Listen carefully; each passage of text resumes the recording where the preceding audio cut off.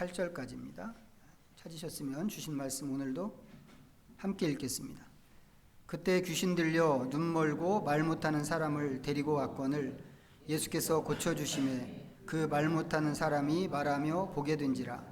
무리가 다 놀라 이르되 이는 다윗의 자손이 아니냐 하니 바리새인들은 듣고 이르되 이가 귀신의 왕 바알세불을 힘입지 않고는 귀신을 쫓아내지 못하느니라 하거늘 예수께서 그들의 생각을 아시고 이르시되 스스로 분쟁하는 나라마다 황폐하여질 것이요 스스로 분쟁하는 동네나 집마다 서지 못하리라.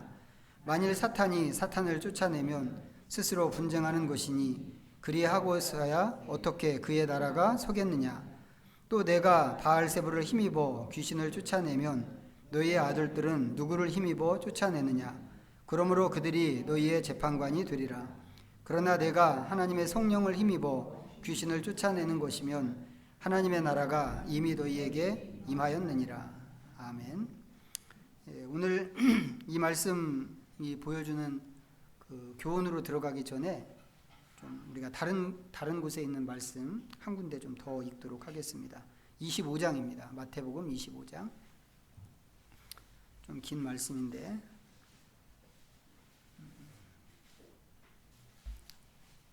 마태복음 25장 31절부터 46절까지. 여기 우리 종빈이도 좀 찾아주세요. 자, 31절부터 46절까지 같이 한번 읽겠습니다. 시작. 인자가 자기 영광으로 모든 천사와 함께 올 때에 자기 영광의 보좌에 앉으리니 모든 민족을 그 앞에 모으고 각각 구분하기를 목자가 양과 염소를 구분하는 것 같이 하여 양은 그 오른쪽에 염소는 왼편에 두리라. 그때 임금이 그 오른편에 있는 자들에게 이르시되 내 아버지께 복받을 자들이여 나와 창세로부터 너희를 위하여 예비된 나라를 상속받으라. 내가 줄일 때에 너희가 먹을 것을 주었고 목마를 때에 마시게 하였고 나그네 되었을 때에 영접하였고 헐벗었을 때에 옷을 입혔고 병들었을 때에 돌보았고 옥에 갇혔을 때에 와서 보았느니라. 이에 의인들이 대답하여 이르되 주여 우리가 어느 때에 주께서 줄이신 것을 보고 음식을 대접하였으며 목마르신 것을 보고 마시게 하였나이까. 어느 때에 나그네 되신 것을 보고 영접하였으며 헐벗으신 것을 보고 옷 입혔나이까. 어느 때에 병드신 것이나 옥에 갇히신 것을 보고 가서 배웠나이까 하리니 임금이 대답하여 이르시되 내가 진실로 너희에게 이르노니 너희가 여기 내 형제 중에 지극히 작은 자 하나에게 한 것이 곧 내게 한 것이니라 하시고 또 왼편에 있는 자들에게 이르시되 저주를 받은 자들아 나를 떠나 마귀와 그 사자들을 위하여 예비된 영원한 불에 들어가라.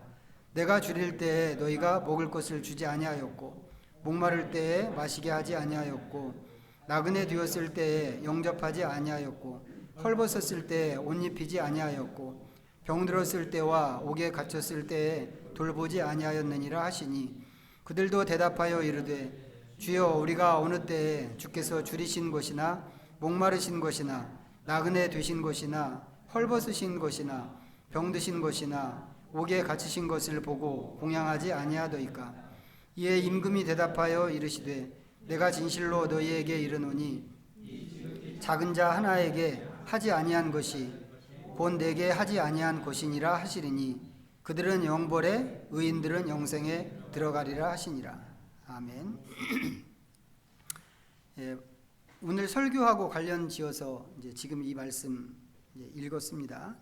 그런데 이제 이 말씀은 굳이 이제 오늘 전할 설교하고 관련 짓지 않더라도 우리 생애에서 가장 중요한 말씀으로 우리가 좀 생각해야 되는 그런 말씀입니다. 뭐 여러 가지가 있죠. 그런 말씀이 여러 가지가 있는데 그 중에 하나입니다. 지금 읽으면서 보신 것처럼 이 말씀이 마지막 때에 심판받는 사람들 이야기입니다. 그래서 이게 중요하다는 거죠. 그래서 이 심판에 의해서 이 마지막 때에 있는 이 심판에 의해서 어떤 사람은 영생에 들어가고 어떤 사람은 영벌에 들어갑니다. 그런데 그걸 가르는 기준이 무엇인가 하면 예수님을 얼마나 잘 섬겼는가 이겁니다. 예수님께서 이제 심판주로 오셔서 심판을 하시는데 영생을 얻는 사람들에게는 너가 나를 잘 섬겼으니까 너는 영생에 들어가라 이렇게 말씀하셨고, 영벌을 받는 사람에게는 너가 나를 섬기지 않았으니까 너는 영벌에 들어가라고 그러셨습니다. 그런데 이상한 것은 뭐냐면 양쪽 모두가 자기가 예수님을 언제 그렇게 대했는지 모른다는 것입니다. 영생 얻는 사람도 그렇고 영벌을 받는 사람도 그렇습니다. 그래서 묻지요. 내가 언제 그랬습니까? 라고 묻습니다. 그러자 예수님 대답이 지극히 작은 자에게 한 것이 바로 나에게 한 일이고 지극히 작은 자에게 하지 않은 것이 나에게 하지 않은 것이다. 이걸로 대답을 하셨습니다. 특이한 것은 뭐냐면 이 사람들이 예수님에게 했다고 하는 그 행동이 실제로는 예수님에게 한 일이 아니라는 거죠. 예수님을 섬겼다고 인정받은 사람들도 사실은 예수님을 섬긴 게 아니고, 예수님을 안 섬겼다고 책망받는 사람들이 한 일도 사실은 예수님을 안 섬긴 게 아닙니다. 이 사람들은 단지 살면서 만나는, 자기들이 살아가면서 만나는 그야말로 어떻게 보면 아무것도 아닌 사람들을 그렇게 대한 것뿐입니다. 그런데 마지막 심판대 앞에 서서 보니까 그때 그게 예수님한테 한 것이었다고 하는 것입니다. 이건 마치 예수님께서 가면을 쓰고 나타나신 것 같은 그런 일이죠. 뭐 당연한 얘기겠습니다만 그때 만난 그 사람이 예수님인 줄 알았다면 절대로 그렇게 안 했겠죠. 누구도. 칭찬받은 사람은 칭찬받은 사람대로 예수님을 더 잘 섬겼을 것이고, 책망을 받은 사람은 책망받은 사람대로 예수님을 극진히 대접했을 것입니다.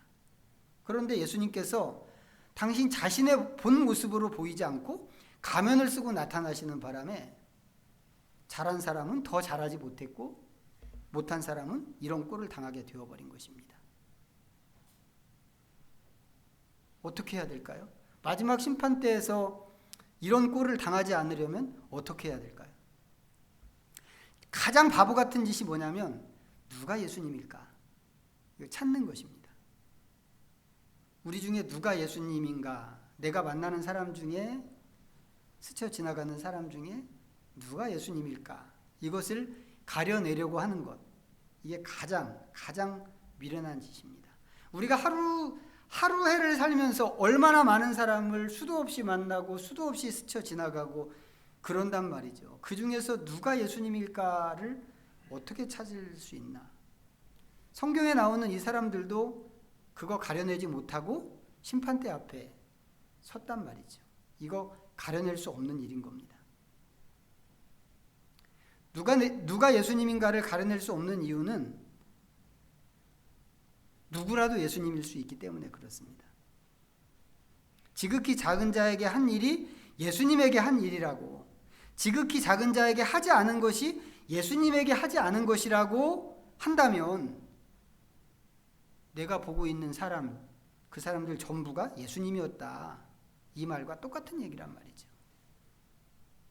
그래서 예수님을 놓치지 않는 가장 좋은 방법은 내가 만나는 모든 사람들, 나를 스쳐 지나가는 모든 사람이 예수님이라고 생각하는 겁니다. 그게 가장 좋은 방법이죠. 그렇게만 하면 예수님께서 어떤 모습을 갖고 오셔도 우리가 예수님을 놓칠 일이 없습니다. 그래서 이 말씀이 마지막 때를 사는 우리의 삶의 태도를 보여주는 그런 말씀으로 기억을 해야 된다고 하는 거죠. 언제까지요? 죽을 때까지 이 말씀을 우리 가슴에 아주 꽉 새겨 놓아야 합니다. 자, 그런데 이 이야기가 이제 오늘 설교할 주제하고 관계가 있다고 하는 겁니다. 자, 그게 무엇인가? 이제 오늘 본문으로 좀 들어가서 보겠습니다. 마태복음 12장이었습니다. 다시 돌아가서 보시면 오늘 본문에서 예수님 앞에 나온 사람들은 사람은이죠. 사람은 귀신 들려서 눈이 멀고 말을 못하는 사람입니다. 예수님께서 이 사람을 고쳐주셨습니다. 자, 눈 멀고 말 못하는 사람을 고쳐주셨다고 하는 이야기는 그 사람이 이제 눈을 뜨고 말을 할 수 있게 됐다고 하는 그런 뜻입니다. 자, 그런데 본래는 이 사람이 눈 멀고 말을 못하는 게 귀신이 들려서 그렇게 된 거라고 그랬단 말이죠. 이제 그것을 예수님이 고쳐주셨다고 한다면 그것은 단지 이 사람으로 하여금 눈을 뜨게 하고 말을 하게 했다고 하는 그런 얘기가 아닐 거라는 겁니다. 이 사람에게서 그런 왜곡이 일어나게끔 만들었던 근본적인 원인, 귀신까지 예수님께서 쫓아내셨다고 하는 그런 뜻입니다. 적어도 그 자리에 있던 바리새인들은 그렇게 생각한 것처럼 보입니다. 오늘 말씀을 보면. 그래서 하는 말이 24절이었죠. 바리새인들은 듣고 이르되 이가 귀신의 왕 바알세불을 힘입지 않고는 귀신을 쫓아내지 못하느니라 하거늘. 이런 얘기가 왜 필요했겠어요? 예수님이 귀신을 쫓아냈다고 하는 것을 이 사람들이 알았기 때문이란 말이죠. 그런데 인정하고 싶지 않았습니다. 그래서 하는 얘기가 이거죠. 이거 귀신으로 귀신을 쫓아낸 거구만.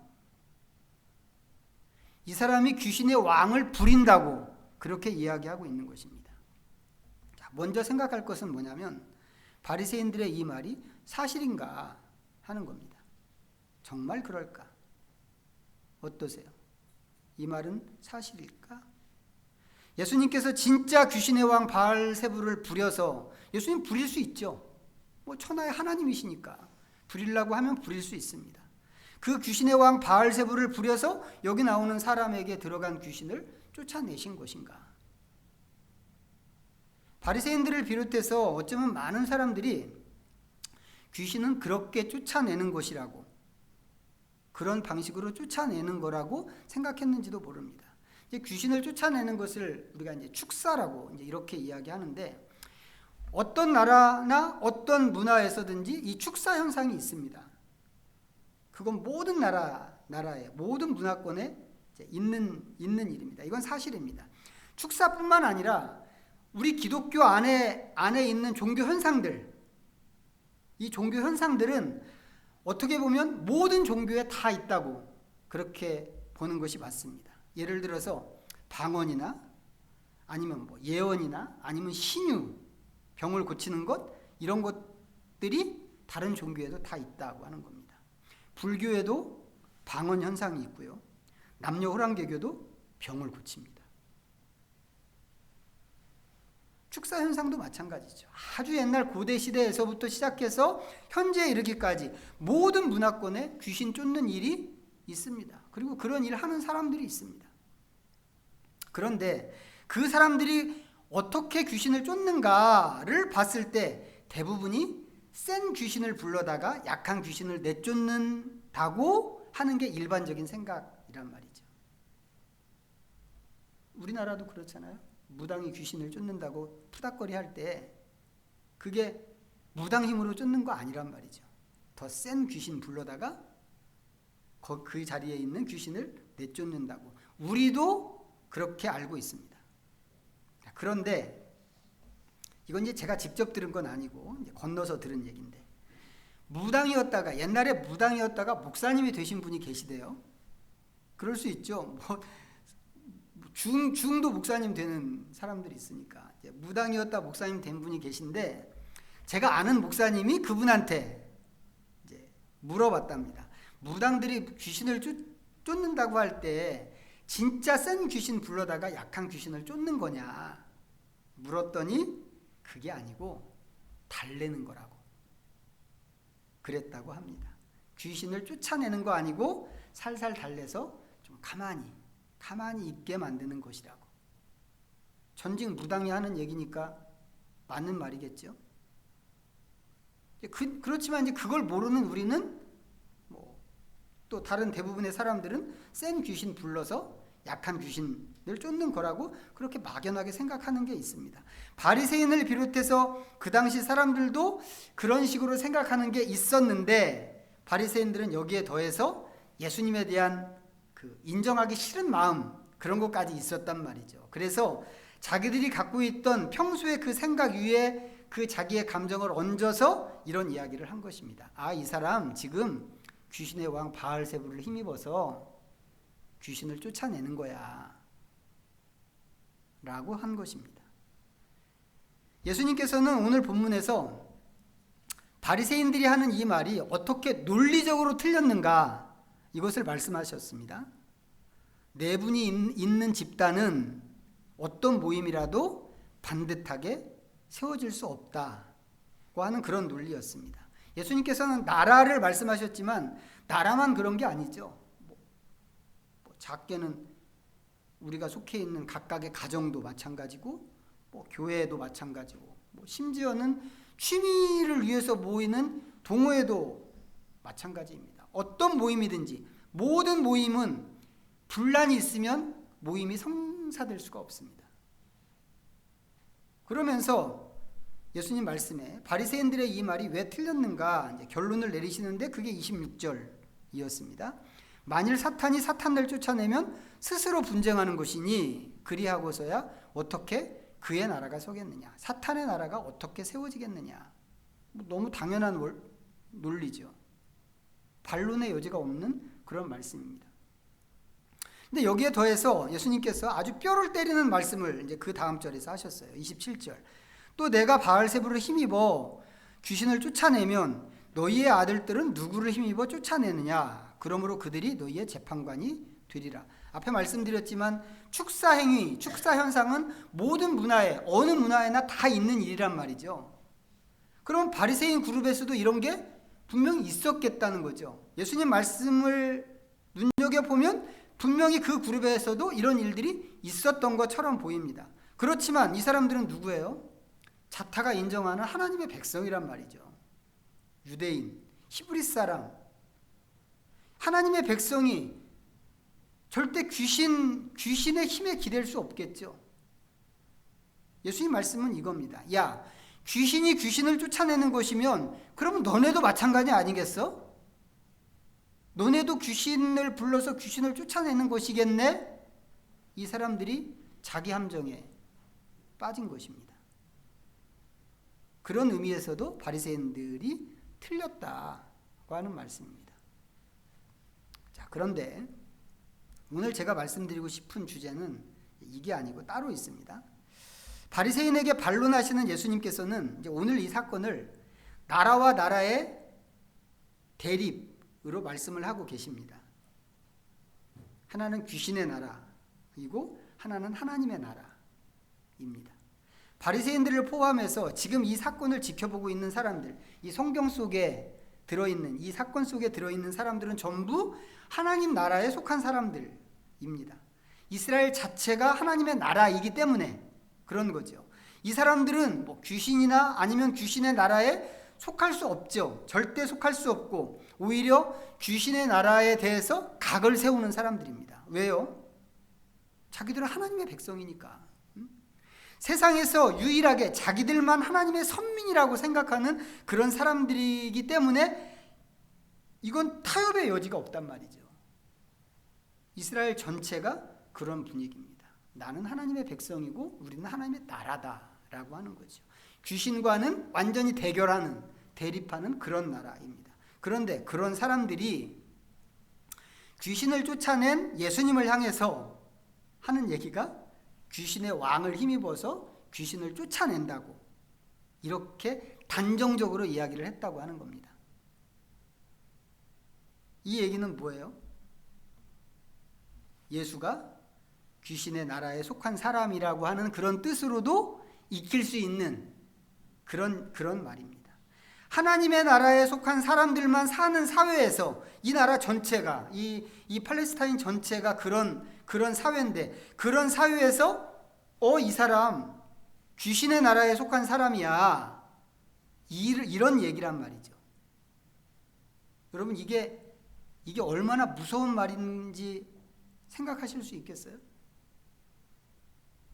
모든 사람이 그 주변에 있는 모든 사람이 달려들어서 죽이겠다고 해도 하나도 이상하지 않은 그런 이야기란 말이죠. 물론 예수님께서는 아니라고 반박을 하셨습니다. 하지만 이것은 이런 일은 반박한다고 해서 금방 뒤집어질 수 있는 그런 문제가 아닙니다. 왜 그런가 하면 이게 그 사회에서는 일종의 낙인이기 때문에 그렇습니다.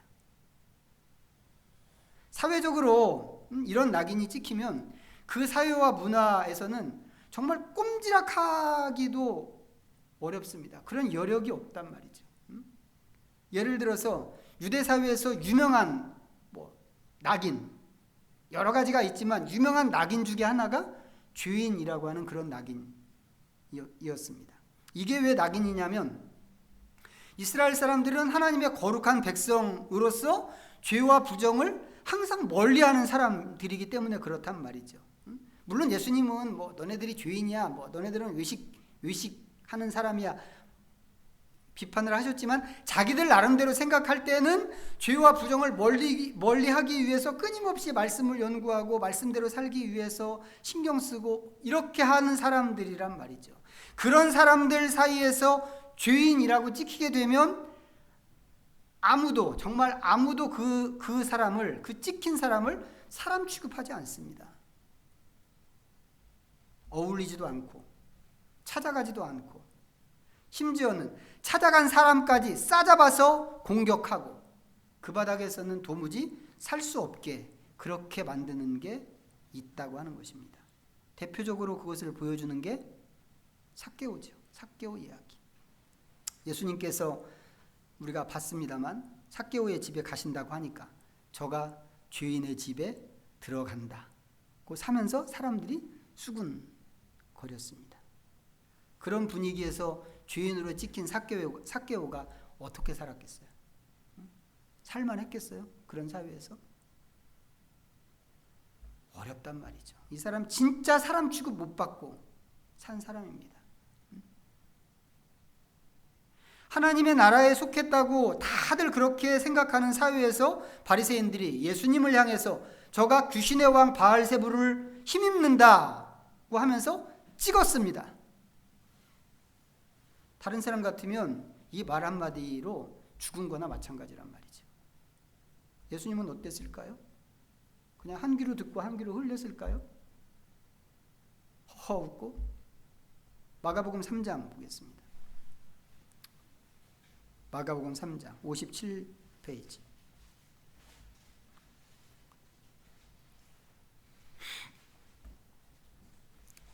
마가복음 3장 21절 같이 읽습니다. 시작. 예수의 친족들이 듣고 그를 붙들러 나오니 이는 그가 미쳤다 함일러라. 자, 제가 시간이 많지 않기 때문에 제가 이 한 절만 읽었는데 이 21절 뒤로 보면 오늘 우리가 읽었던 마태복음 본문에서 다루는 이야기가 쭉 나옵니다.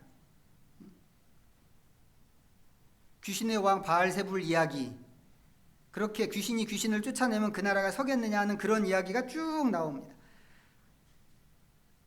근데 마가복음 보면 마가복음 그 분위기가 지금 이렇게 생겼단 말이죠. 그 얘기가 다 끝나고 나면 예수님의 어머니가 다른 자녀들을 데리고 예수님을 찾으러 옵니다. 무슨 얘기인지 이해하시겠어요? 바리새인들이 감정을 갖고 그냥 한번 어깃장을 놓는 게 아니고 예수님한테 이미 그 말이 바리새인들이 하고 있는 그 말이 저 사람 귀신 들렸어, 저 사람은 바알세불을 조종하는 사람이야, 이런 얘기가 사회적으로 낙인이 되어서 이미 사회 전반에 그 나라 전반에 소문이 나 있다고 하는 것이죠. 예수가 미쳤대. 예수가 귀신 들렸대. 그의 어머니를 비롯해서 식구들이 예수님한테 왜 갔겠어요? 어머니가 자기를 만나러 밖에 와 계시다고, 사람들이 너무 많아서 들어가지 못하고 밖에 와 서 계시다고 통보를 들었을 때 예수님께서 누가 내 어머니이냐? 내 어머니는 여기 있는 하나님의 말씀과 그 뜻을 따라서 행하는 사람이다 라고 왜 예수님께서 그렇게 말씀하셨겠어요?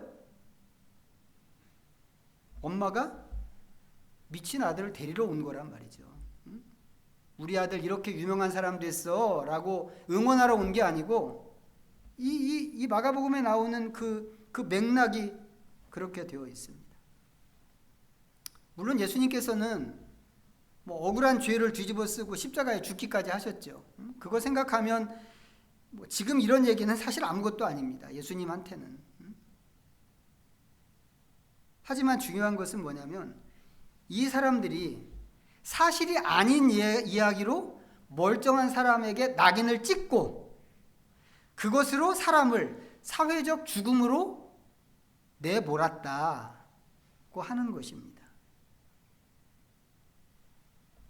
이거 잘 생각해 보면 사람으로서는 절대 해서는 안 되는 그런 행동입니다. 그렇죠? 제가 오늘 생각해 보고 싶은 것은 뭐냐면 예수님께서 오늘 당하신 이런 사례에 비추어 볼 때 우리한테는 이런 경우가 없을까 하는 것입니다. 우리한테는 없을까? 여러분들 가만히 있는데 아무것도 안 하고 그냥 가만히 있는데 누군가 와서 이런 식으로 여러분들을 찍는다면 여러분들은 어떻게 하시겠어요? 낙인이라는 게 한 번 딱 찍히면 거기서 빠져나가는 게 정말 어렵거든요. 이게 사람의 인식 속에 아주 그냥 꽉 각인이 되어버리기 때문에 이게 당하는 사람은 나가기가 어렵습니다. 한 번 이런 인식이 생기면 사람들은 끊임없이 그 당사자에 대해서 의심을 한단 말이죠. 그때 그랬는데, 내가 그때 저 사람에 대해서 그런 얘기를 들었는데 그러지 않을까? 이거 정말 끔찍한 일입니다. 끔찍한 일. 당하는 사람 입장에 서면 끔찍한 일이란 말이죠. 그런데 반대의 경우는 어떨까요? 반대의 경우. 나는 여기 나오는 바리새인들처럼 어떤 사람에 대해서 이런 식으로 말하는 경우가 없었나? 사실이 아니거나 아니면 사실로 확정되지 않았는데 또 불구하고 어떤 사람에 대해서 이런 식으로 확 단정을 해버리는 것. 그런 적 없으신가요? 그게 곧 낙인이란 말이죠. 그게 만약에 그런 일이 있다면 그게 그 사람한테 낙인을 찍는 것입니다. 예를 들어서 종교적인 낙인일 수 있을 수 있어요. 뭐 비슷한 얘기지만 정신이 오락가락하는 그런 사람, 막 말을 횡설수설하는 그런 사람. 그러면 저 사람 귀신 들렸어. 이렇게. 전에 그런 경우가 있었어요. 수원에 있을 때. 실제로는 그게 어떤 상태인지 잘 모릅니다. 잘 몰라. 사실 우리는 잘 모르거든요. 이게 뭐 정신적인 질환인지 정말 귀신이 들린 건지 우리는 잘 모른단 말이죠. 모르는 경우가 대부분입니다. 그런데 그것이 어떤 것인가를 잘 알아보려고 확인도 안 하고 그냥 규정을 딱 해버리는 겁니다. 아, 이 사람은 귀신 들렸어. 이렇게 되면 교회 아니라고 하더라도 모든 사람들이 그 사람을 그냥 귀신 들린 사람으로 그렇게 규정해 버리죠. 교회 바깥에서는 뭐 말할 것도 없습니다. 우리 사회에서 뭐 정치적인 낙인 이런 것도 있을 수 있죠. 이념적인 낙인 같은 것도 있을 수 있습니다. 우리나라에서 뭐 있어요? 종북 좌파.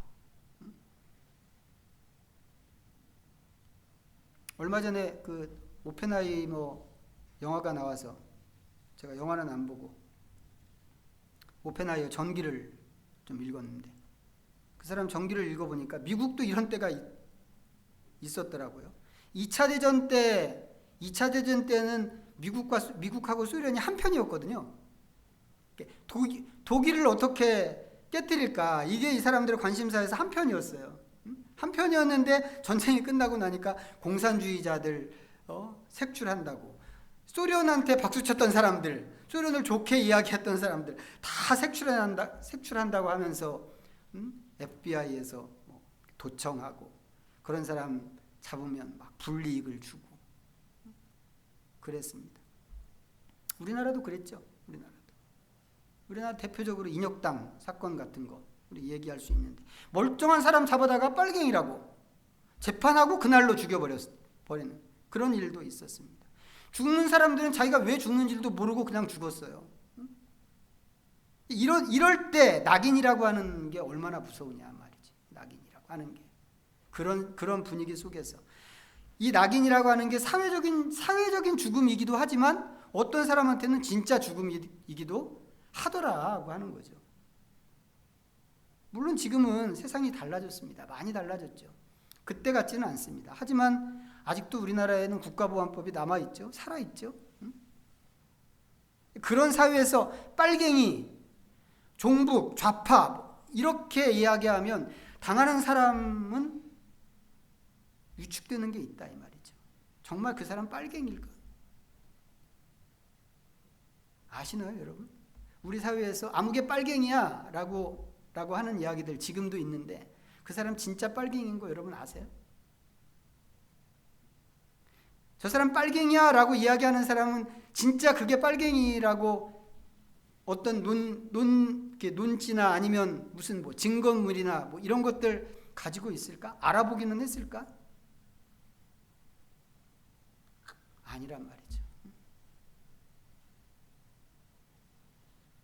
그런 것도 없이 빨갱이라고 하면서 아주 죽일 듯이 달려드는 사람들이 지금도 있습니다. 뭐 이런 것만 있는 거 아닙니다. 이렇게 뭐 이념적인 그런 판단만 있는 게 아니고 뭐 여러 가지 비슷한 태도들이 우리 주변에 널려 있습니다. 아무개는 이래, 뭐 아무개는 저래라고 하면서 이런 거 전부 낙인이란 말이죠. 낙인. 제가 말씀드리고 싶은 건 뭐냐면 바리새인들의 그런 태도에 예수님이 당하셨다고 하는 것입니다. 물론 우리는 예수님한테 그렇게는 하지 않습니다. 누가 예수님한테 그렇게 하겠어요? 예수님은 우리가 경배하고 칭송하고 이렇게 해야 하는 분이지 그런 식으로 대할 수 있는 분이 절대 아니죠. 또 그렇게 해서도 안 됩니다. 그런데 우리가 오늘 시작할 때 마태복음 25장을 읽었단 말이죠. 거기서 예수님 말씀이 작은 소자에게 한 것이 곧 나에게 한 것이라고 이렇게 말씀을 하셨습니다. 그러면 우리가 교회에서 아니면 사회에서 다른 사람을 향해서 크고 작은 낙인을 찍는 것이 어떻게 되는 것인가? 그것이 곧 예수님에게 한 것일 수 있다고 하는 것입니다. 나는 예수님한테 그렇게 할 의도가 전혀 없었는데 결과가 그렇게 돼버린다면, 물론 마태복음 25장에서 심판대 앞에 있었던 사람들도 다 그렇게 얘기했습니다. 그럴 의도가 아니었다고. 그런데 그렇게 돼버렸다고.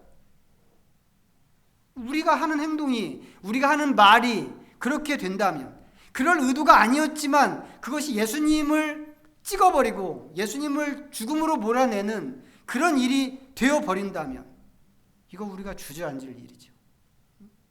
안 그러겠어요? 이거 상상도 하고 싶지 않은 비극이란 말이에요. 세상에 내가 예수님한테 그러다니. 그래서 제가 말씀드리고 싶은 것은 만약에 이런 것이 조금이라도 있었다면 이제는 그러지 말자고 하는 겁니다. 모든 사람이 그렇게 한다고 하더라도,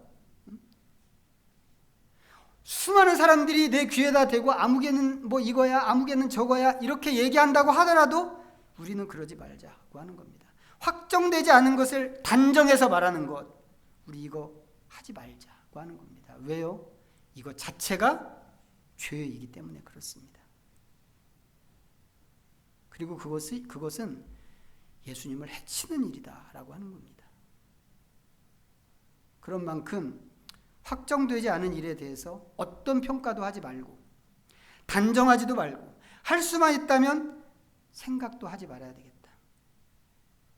왜 그렇다고요? 이게 예수님을 향한 것이기 때문에 그렇다고 하는 겁니다. 그렇기 때문에 시작하면서 말씀드린 것처럼 마태복음 25장에 있는 그 이야기, 양과 염소를 나누는 그 이야기를 우리가 죽을 때까지 기억해야 됩니다. 정말 죽을 때까지. 오늘 저는 이제 낙인, 오늘 우리가 읽은 본문이 낙인을 찍는 것 같은 그런 이야기이기 때문에 이런 차원에서 말씀드렸지만, 단지 낙인 찍는 것만이 아니고 그 사람을 대하는 태도에서도 마찬가지죠. 죽을 때까지 이 양과 염소를 분리하는 이 이야기를 가슴에 새기고 기억하고 절대로 잊지 말고 그래서 누구를 대하든지, 설사 내가 대하는 사람이 원수라고 할지라도 예수님을 대하는 마음으로 그 사람을 대할 수 있어야 된다고 하는 것입니다. 부디 우리 남은 생애에서 더 이상은 예수님을 죽이는 그런 일이 없기를 바랍니다. 기도하겠습니다. 우리 잠시 말씀 생각하면서 하나님 앞에 묵상하며 나가겠습니다.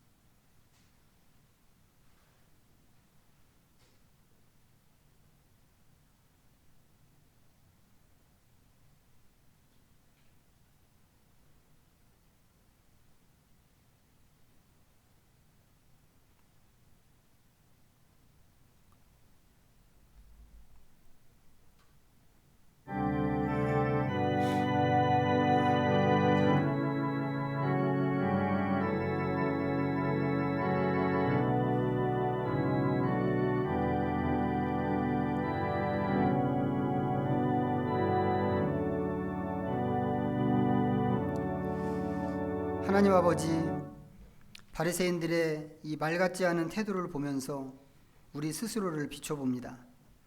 우리의 본성도 바리새인 못지않게 함부로 말하고 함부로 판단하기 좋아하는데 우리의 말과 태도가 어떤 사람에게는 낙인이 되었을지도 모르겠습니다.